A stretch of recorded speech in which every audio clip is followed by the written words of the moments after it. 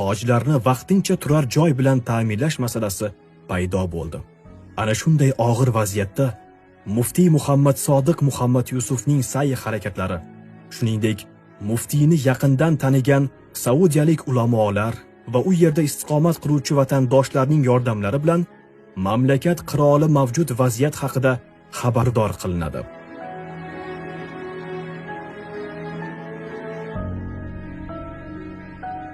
Qirol Fahd bin Abdulaziz bu voqeani mamnuniyat bilan qarshi oladi.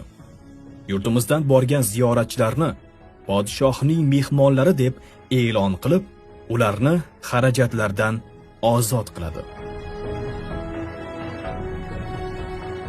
Bu katta xursandchilik. Hamsharlarni ko'rib, nimalarni ko'rib, ko'p ya'ni dilimiz, qalbimiz ochilgan. Ba'zi hojilarning quvonchi ikki hissa ortiq edi. Chunki ular bir paytlar vatanni tark etib, Makka-i Mukarramada, Madina-i Munavvarada yashab qolgan qavm qarindoshlari, og'a-inilari bilan diydor ko'rishish baxtiga ega bo'ldilar. Allohga beadad shukrlar bo'lsinki, butun dunyodagi millionlab musulmonlar qatori bu yilda bizning xalqimiz vakillarini ham haj ibodatiga nasib etdi. Ular o'zlarini turli qavmga, turli millatga mansub bo'lgan din qardoshlari bilan birga Ka'ba-i Muazzamani tavof qilmoqdalar. Ba'zilari Safa va Marva o'rtasida sa'y qilmoqdalar.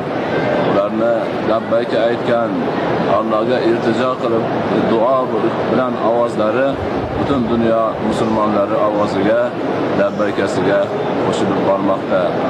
Bu hammamiz uchun va bizning xalqimiz uchun nihoyatda ulkan bir baxt, saodat hisoblanadi. Biz bu muqaddas safarni boshlar ekanmiz.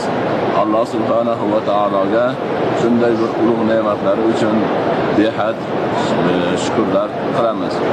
Shu bilan birga bizni mehmon qilib kutib olgan, boshqa hojilarga bermagan imtiyozlarini bergan Xodimul Haramayn Sharifayn Malik Fahd ibn Abdulaziz va u kishining Rashid hukumati va bu yerdagi barcha mas'ullarga o'z xalqimiz nomidan tashakkur aytamiz. Hozirgi suratni olish marosimi ham hech kimga ruxsat bo'lmaydigan narsa, lekin bu yerning rahbarlari istisno tariqasida bizga ruxsat berdilar.